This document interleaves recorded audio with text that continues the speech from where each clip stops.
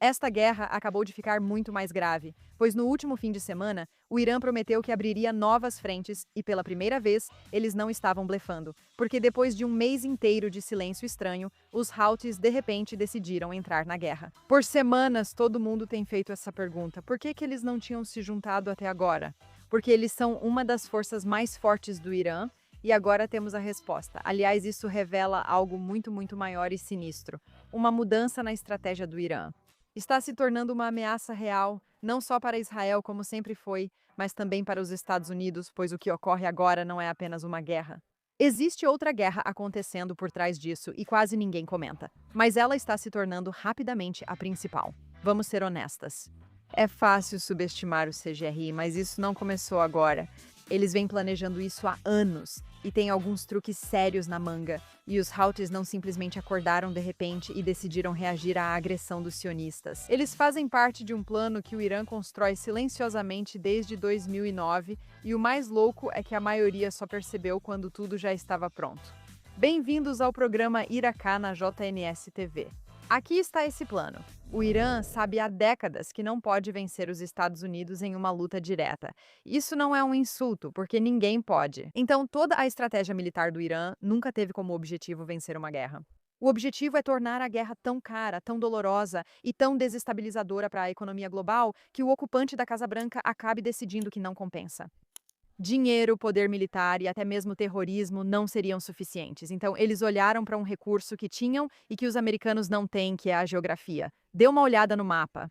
O Golfo Pérsico, onde a Arábia Saudita, Emirados Árabes Unidos, Iraque e Kuwait extraem seu petróleo, tem uma única saída, uma passagem estreita de 24 milhas de largura entre o Irã e Omã, chamada Estreito de Hormuz. Cerca de um quinto do petróleo mundial passa ali diariamente e você provavelmente já ouviu falar do estreito. Mas por quê? Bem, porque o Irã fica de um lado dele e nós já falamos muito sobre isso, já que o Irã sempre soube que ameaçar esse estreito é sua arma máxima. Eles usaram isso na década de 1980, eles têm usado isso como instrumento de pressão desde então e agora estão fazendo isso de novo. O Estreito de Hormuz está parcialmente bloqueado, por isso o petróleo, que custava US$ 70 o barril antes de essa guerra começar, hoje passa de US$ 113 o barril, e alguns analistas, aliás, acham que ele pode chegar a US$ 200 o barril até junho. Muitos achavam que eles só iriam limitar-se a manipular a economia e o transporte marítimo, elevando preços do petróleo e pressionando. Mas o Irã descobriu algo mais. E esse é um insight estratégico que explica tudo. Só Hormuz não é pressão suficiente. Se você fechar Hormuz, existem alternativas. A Arábia Saudita e os Emirados Árabes Unidos já possuem oleodutos que os contornam. Agora, a Turquia também planeja construir o seu.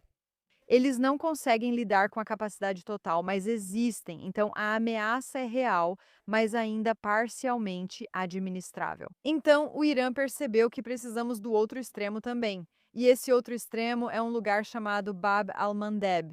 Em árabe, significa Porta da Tristeza. É um estreito de 20 milhas de largura na ponta sul do Mar Vermelho, entre o Iêmen e o Chifre da África. Todo navio que passa por Hormuz e precisa chegar à Europa em algum momento tem que passar pelo Bab al-Mandeb, ou seja, o Mar Vermelho, e subir pelo Canal de Suez, onde chegam ao Egito. Se você conseguir fechar as duas válvulas simultaneamente, Hormuz no leste e Bab al-Mandeb no oeste, então você cortou a principal artéria de energia e comércio global pela metade. O problema para o Irã é que Bab al-Mandeb não fica perto do Irã. Fica a 2.400 quilômetros de distância. O Irã não tem uma marinha capaz de projetar poder tão longe e, definitivamente, não de forma sustentável a longo prazo. Então, por volta de 2009, o Irã encontrou uma solução diferente. Eles iriam construir uma marinha. O Iêmen é um dos países mais pobres do mundo, vive há anos em diferentes níveis de conflito e instabilidade. Dentro do Iêmen havia um grupo militante xiita convenientemente localizado, ou seja, um movimento terrorista chamado Houthis, oficialmente chamado Ansar Allah, apoiadores de Deus, que estavam travando uma guerra civil contra o governo do Iêmen e crucialmente profundamente hostis tanto aos Estados Unidos quanto a Israel. O Irã viu uma oportunidade. Nos 15 anos seguintes, as forças Quds do Irã, seu braço de operações externas secretas, conduziram uma operação discreta. Pequenos barcos de pesca cruzando o Mar Arábico na escuridão, transportando componentes de armas aparentemente inocentes, desmontados em pedaços pequenos o suficiente para evitar a detecção.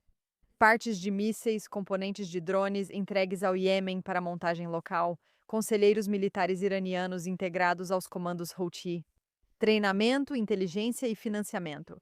O gênio disso costuma ser subestimado. Eles deram aos Houthis armas que não exigiam anos de educação militar para usar. Assim, uma força de combate sem tradição militar formal pôde usar armas sofisticadas relativamente rápido. E o Iêmen, sendo um país envolvido em conflito, não é um terreno fácil de monitorar. Se você combinar a ideologia deles, o conflito, o terreno geopolítico, a geografia, a localização, e você adiciona o fator de que jovens em conflito estão tanto com raiva quanto são facilmente doutrinados a odiar, além de serem muito, muito pobres, então são facilmente recrutados. Era um terreno perfeito para formar um exército muito sério, que, como sabemos, era a estratégia deles. Construir um exército no Líbano, formar milícias na Síria e no Iraque, fortalecer o Hamas e fortalecer os Houthis no Iêmen. A localização deles não foi um erro. Quando o mundo começou a realmente prestar atenção, já estava feito. Hoje, os Houthis têm cerca de 200 mil combatentes. Para colocar isso em perspectiva, o Hezbollah, que o mundo passou anos tratando como uma das forças militares não estatais mais perigosas da região, tem cerca de 20 a 50 mil combatentes. O Hamas tinha cerca de 30 a 50 mil combatentes antes de 7 de outubro, já os Houthis possuem mais combatentes que ambos juntos. Eles recrutam ativamente adolescentes para fazer esses números continuarem a crescer, e eles controlam o norte do Iêmen, incluindo a capital, Sanaa. Eles mantêm um governo paralelo, cobrando impostos, controlando receitas do petróleo e têm fábricas de armas no Iêmen que produzem seus próprios mísseis e drones. E como sabemos, eles adoram usá-los. Mas, mais importante ainda, eles realmente sabem como fazer isso. Veja, realmente vale a pena entender as armas que eles usam, porque esse é outro ponto em que o mundo constantemente os subestima. É fácil zombar dos Houthis do Iêmen, mas de alguma forma eles realmente conseguiram atuar em alto nível. Eles têm mísseis balísticos com alcance de até 2.000 quilômetros. Só para esclarecer, Israel fica a aproximadamente 8.800 quilômetros do Iêmen. Então eles podem alcançá-lo e já provaram isso nos últimos anos. Mas não é só o alcance. Em julho de 2024, um drone Houthi atingiu Tel Aviv diretamente. E não foi porque eles estavam voando pela rota direta sem serem detectados. Na verdade, eles fizeram um desvio deliberado, aproximando-se pelo oeste para chegar de uma direção inesperada e evitar o radar israelense. Isso envolve muito planejamento tático e sofisticado. Esse é um grupo que estuda as defesas dos inimigos, cria estratégias para contorná-las e tem habilidades realmente impressionantes. Eles possuem drones suicidas, semelhantes a mísseis guiados, porém mais baratos e que voam baixo e devagar, dificultando sua detecção por radar. Se você pode carregá-los com explosivos e apontá-los para um alvo, eles não voltam. Eles possuem mísseis balísticos antinávio capazes de atingir embarcações em movimento com armas guiadas de precisão, algo que muitos exércitos de Estados-nação não têm. Curiosamente, a CIA admitiu abertamente que não sabe exatamente o que está no arsenal dos Houthis. Uma alta funcionária de defesa dos Estados Unidos declarou publicamente, e quero citar isso porque é notável e importante entender. Ele afirmou que os Houthis são inovadores, desenvolvem e testam armas de formas que surpreendem as Forças Armadas dos Estados Unidos e que ainda há muito sobre eles que desconhecemos. As Forças Armadas dos Estados Unidos comentam sobre um grupo terrorista no Iêmen. E eles estão exatamente em cima de Bab al-Mandeb, exatamente onde o Irã precisava deles. Então é aqui que a história fica realmente interessante. O Irã não criou só uma arma geográfica, mas algo que já havia provado seu valor antes da guerra. Em outubro de 2023, o Hamas ataca Israel e a guerra em Gaza começa. Semanas depois, os Houthis anunciam que vão se juntar ao conflito em solidariedade aos palestinos, como costumam dizer. Eles atacam navios no Mar Vermelho que consideram ligados a Israel ou ao Ocidente e, de certa forma, conseguem. A reação inicial foi: ok, um grupo rebelde no Iêmen está atirando em navios. Quão ruim pode ser? Mas a resposta foi realmente bem ruim. Eles atacaram mais de 100 navios mercantes, afundaram embarcações e mataram marinheiros. Mais do que ataques individuais, eles mudaram o cálculo para todas as empresas de navegação. Por quê? Não é preciso afundar todos os navios para fechar uma rota comercial. Você só precisa fazer com que o perigo seja tão grande que o seguro não queira cobrir. O risco é tão grande que as empresas deixam de enviar navios voluntariamente. Foi o que aconteceu. O seguro de transporte marítimo pelo Mar Vermelho ficou caríssimo e as empresas avaliaram se valia a pena. A resposta seguia sendo negativa. O comércio pelo Mar Vermelho caiu cerca de 50% em questão de meses. US$ 1 trilhão em mercadorias passa pelo Mar Vermelho todos os anos. Petróleo, alimentos, remédios e eletrônicos. Metade deixou de passar por lá. Navios passaram a contornar o sul da África.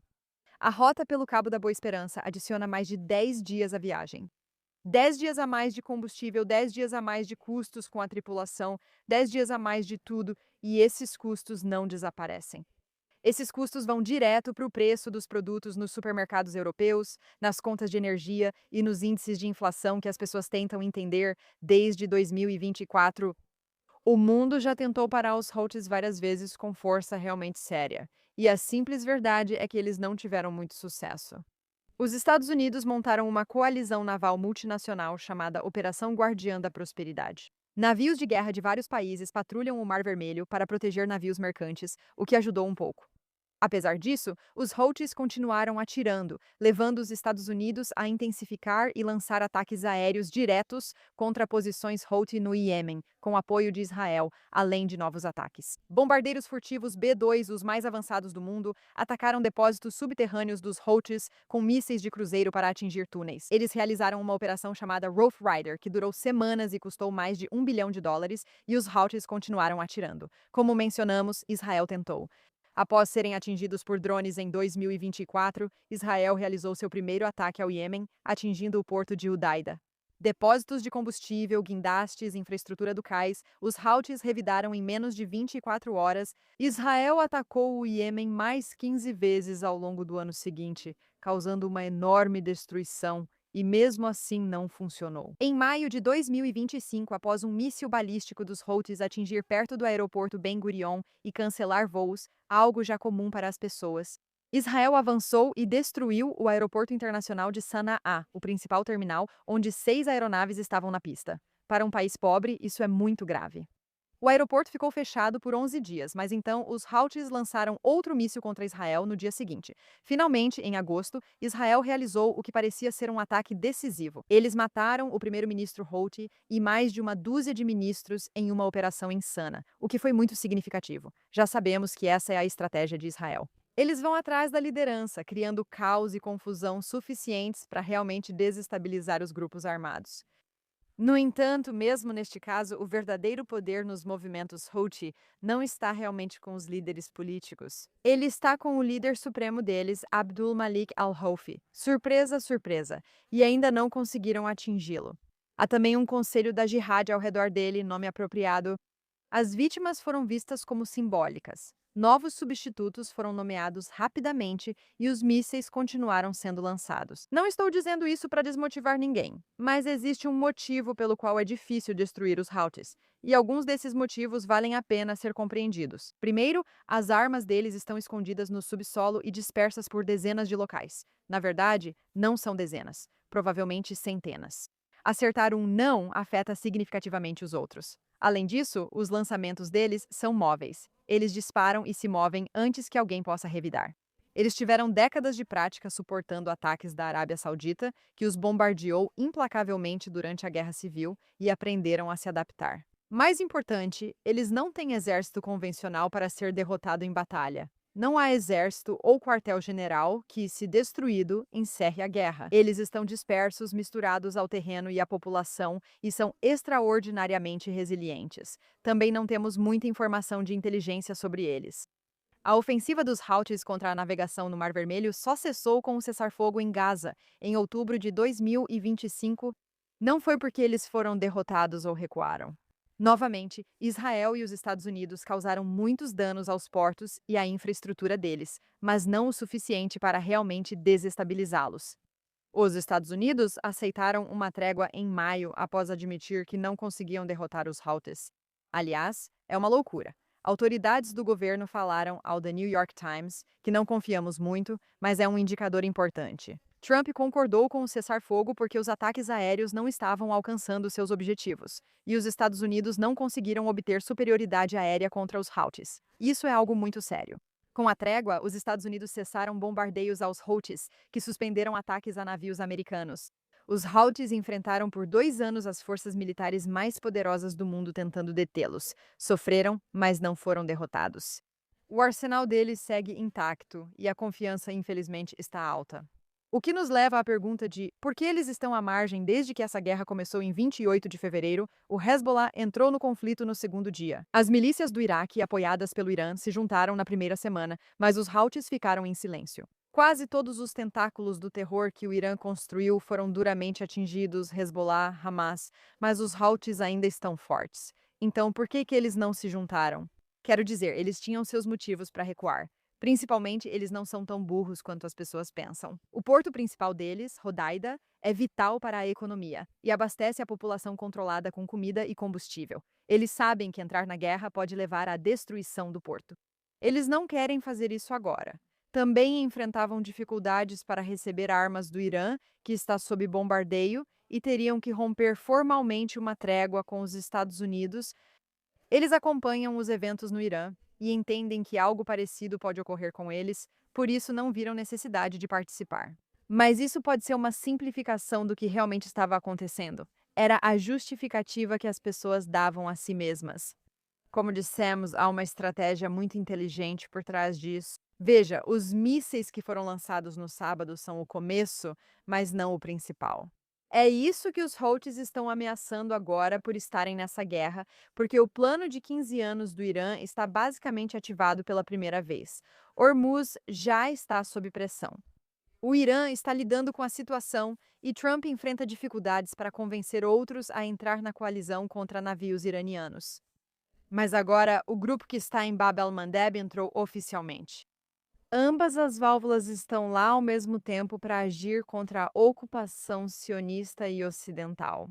Eles ainda não fecharam Bab al-Mandeb, mas não precisam fechá-lo para causar danos. Só precisam ameaçar de forma convincente. E as companhias de navegação fazem o mesmo cálculo que fizeram em 2023. Os cálculos do seguro mudam da noite para o dia e a rota fica vazia. E agora você tem as duas extremidades dos corredores comerciais mais importantes do mundo sob ameaça ao mesmo tempo, algo que realmente não aconteceu antes na era moderna. Mas é o seguinte, eu não acho que os Houthis entrarem nisso seja realmente uma coisa ruim. Eu acho que isso tem um lado muito positivo. Veja, há muito tempo dizemos que essa guerra é sobre energia. As coisas realmente precisam mudar. Por muito tempo, a filosofia foi a de não balançar o barco, sem trocadilhos. Não é o ideal esses terroristas controlarem esses locais, mas se não os incomodarmos muito e o status quo continuar, tudo bem. Mas com o 7 de outubro, a filosofia de Israel em relação a essa mentalidade mudou. E eles perceberam que, se você é uma ameaça, não importa o que aconteça, e se você realmente pretende usar essa ameaça contra nós, isso é um problema. Com o tempo, os Estados Unidos e países do Golfo, especialmente após a guerra com o Irã, concluíram que isso é uma receita para desastre a longo prazo. Algo precisa mudar. E isso começa com a remoção das enormes ameaças à economia. Como dissemos no início deste episódio, a estratégia do Irã é descobrir todas as outras formas de prejudicar o Ocidente que não envolvam especificamente o poder militar para fazer o Ocidente recuar. E a economia é uma delas, e das maiores.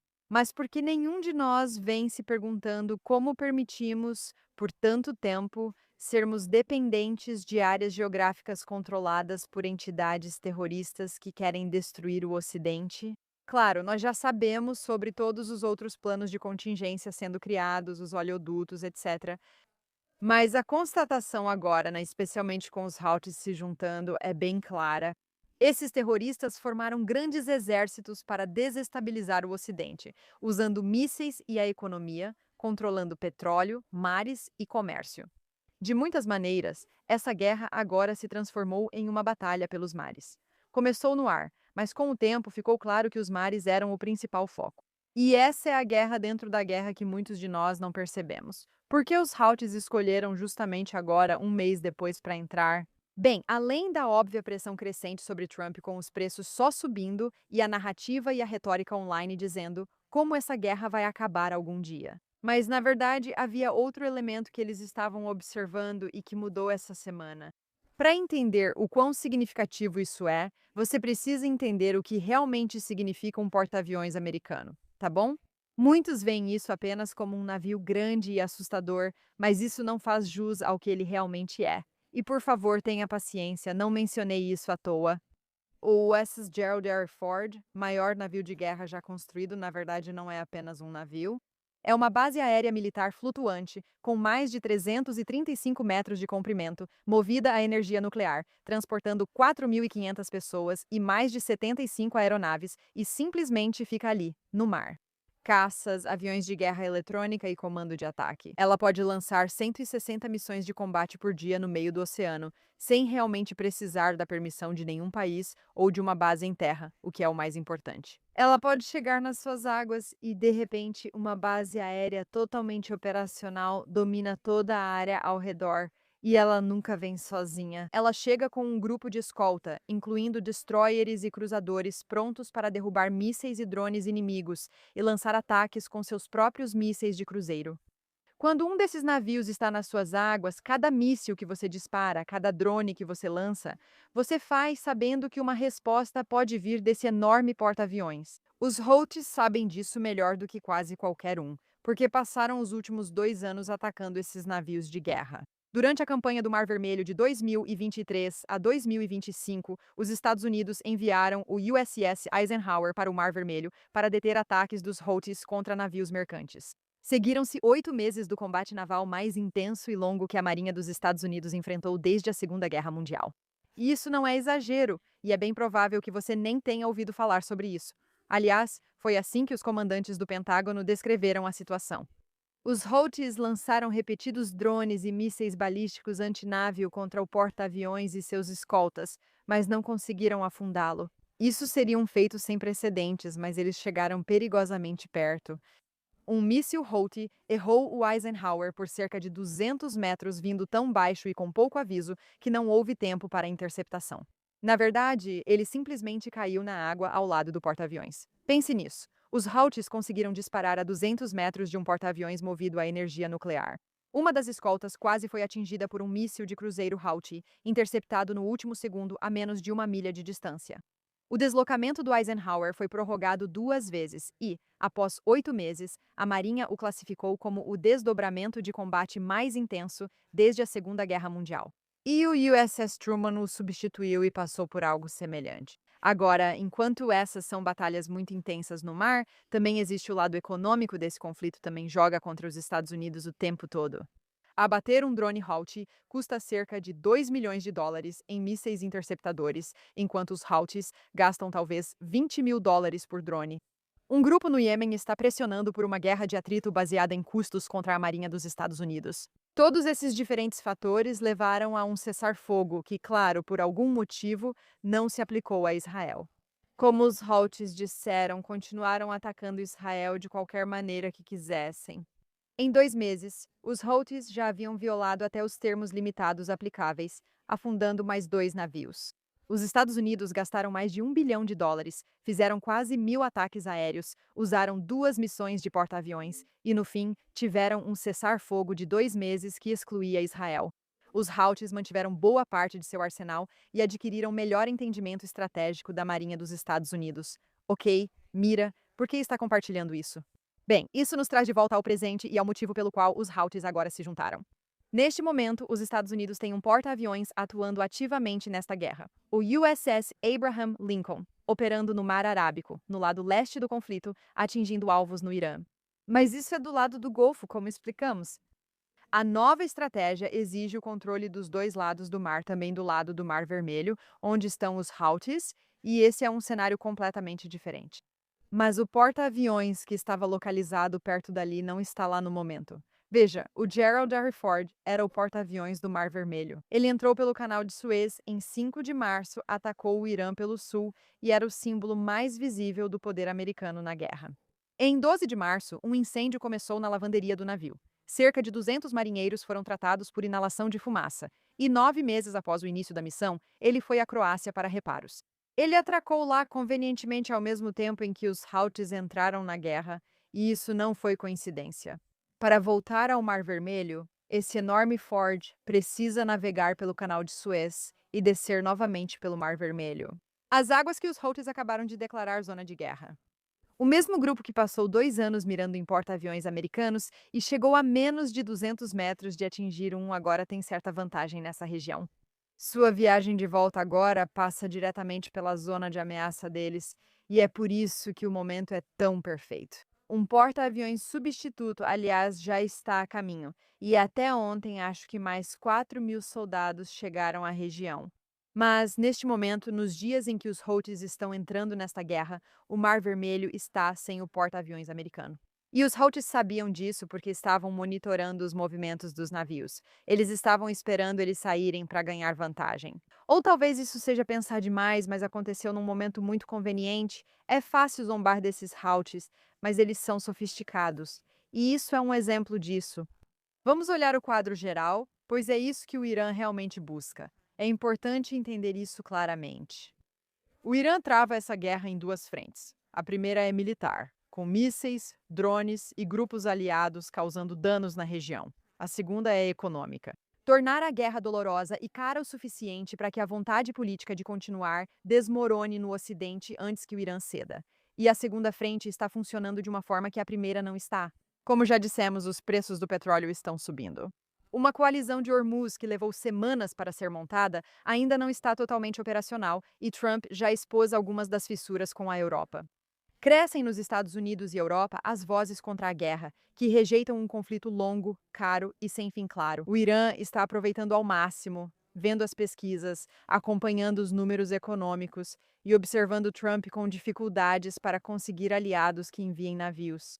Eles viram o cessar-fogo de 2025 acontecer exatamente como esperavam.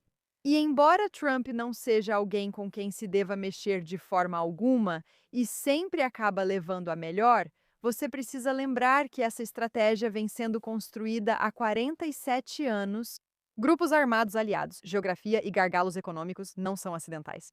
A entrada dos Houthis hoje é o Irã dizendo: gente, nós temos mais cartas e estamos preparados para isso. E vai ficar mais difícil antes de melhorar. A lição aqui. E a mensagem que eles estão tentando passar, na verdade, não é para Trump, que não tem medo dos Houthis nem do Irã, mas sim para as pessoas que começam a ouvir. Espera um segundo, aqueles argumentos que diziam que essa guerra nunca vai acabar. Agora temos novas pessoas se juntando. Talvez haja verdade nisso. E de repente o apoio a isso começa a mudar um pouco. Veja, nós nos acostumamos com a guerra de 12 dias e muitos de nós esperávamos que essa fosse mais uma situação de atacar e vencer. O Irã seria destruído pelos Estados Unidos e Israel chegando com tudo o que tinham. Mas, novamente, 20 dias, 30 dias não é muito tempo comparado a 47 anos. É seguro presumir que Israel e os Estados Unidos também têm alguns truques muito sofisticados na manga que ainda não vimos, mas que vão aparecer em breve. Mas não é simples e não é fácil vencer contra um inimigo sofisticado. Não houve uma revolução no Irã por um motivo. O Irã é enorme. Eles têm capacidades nucleares. Sim, não completamente, mas eles têm trabalhado para isso. Entidades terroristas no Oriente Médio, controle do país, de outros e agora de elementos no mar. Sem contar a manipulação da mídia e o potencial de causar caos econômico. Mas é isto que quero deixar com você, porque este programa nunca foi sobre desgraça. Guerras mudam de rumo e de forma o tempo todo. Os Houthis, assim como o Hezbollah, o Irã e o Hamas, são uma ameaça enorme. No entanto, neste momento precisamos pensar a longo prazo. Sim, é frustrante que eles tenham se juntado. São mais ataques. Isso complica a situação no mar. Mas, ao mesmo tempo, agora isso nos obriga a lidar com a ameaça deles. Antes disso, não teríamos justificativa para atacar os Houthis. Mas agora que eles se juntaram, podemos fazer algo a respeito deles. Como aprendemos, essas coisas, essas entidades terroristas, precisam ser erradicadas pela raiz, mesmo que isso seja desconfortável para nós. Ao se juntarem, agora temos a capacidade de lidar com eles, e isso é uma bênção. Estamos enfrentando questões semelhantes às anteriores, mas isso também foi planejado por muito tempo. Alguém se lembra daquela jogada de Israel há meses que pode ter dado vantagem a eles? Achei estranho na época. O reconhecimento aleatório da Somalilândia, grande faixa de praia em frente ao Iêmen, foi uma jogada estranha de se fazer durante uma guerra enorme, mas nos deu um aliado convenientemente localizado onde precisamos estar agora. Ou seja, Israel tem estado muito focado no fato de que a ameaça Houthi é séria e real, e precisamos tomar algumas medidas para nos ajudar a chegar ao checkmate. Nada do que vimos até agora foi aleatório, tudo foi muito bem pensado. Israel agora está focando na infraestrutura econômica do Irã, porque os Houthis podem até ter capacidades, mas sem dinheiro e sem os recursos, eles não podem fazer muita coisa. Israel e os Estados Unidos estão em vantagem. Mas o mais importante, você percebeu como Deus está do nosso lado? Eles dispararam centenas de mísseis e menos de 20 pessoas morreram em Israel. Para nós, obviamente, cada pessoa é um mundo, e 20 já é 20 a mais, mas em termos percentuais, Deus está protegendo o nosso povo e mostrando de que lado ele está. Sinceramente, isso meio que parece uma versão moderna da abertura do mar. Inimigos de um lado, a natureza contra nós, e ainda assim estamos protegidos como se fosse a mão de Deus. É assim que vejo a Domo de Ferro. Ela entra em ação e impede todos que tentam atacar Israel que fica protegido sob ela. Agora, porém, temos que rezar para que nossa liderança não ceda, para que não recuemos, o que, sinceramente, tem sido nosso maior problema até agora. Que não fomos duros o suficiente contra os inimigos, que os poupamos em certa medida, sem acabar com eles completamente. Não importa o quanto isso seja desconfortável. Se não acabarmos com isso de uma vez por todas, enfrentaremos algo similar no futuro, com um inimigo mais agressivo. Isso precisa terminar. O Irã 3.0 não pode ser a nossa realidade. Nossa união com os Estados Unidos nunca foi tão forte, nossa convicção está no auge. O momento é agora e nada, nada, nada deve nos impedir. Vamos rezar para que a liderança concorde conosco e tome decisões que realmente levem ao fim do terrorismo, ao fim da capacidade deles de nos manterem sob chantagem econômica e que não permitam que o terrorismo continue acontecendo. Só para manter nossa vida um pouco mais confortável. Isso é uma falácia. É a maneira errada de enxergar isso. E eu, particularmente, realmente espero que essa seja a mudança que o mundo precisa para nos levar a uma nova compreensão de como o mundo funciona. Eu sou Iraká e vejo vocês na próxima vez.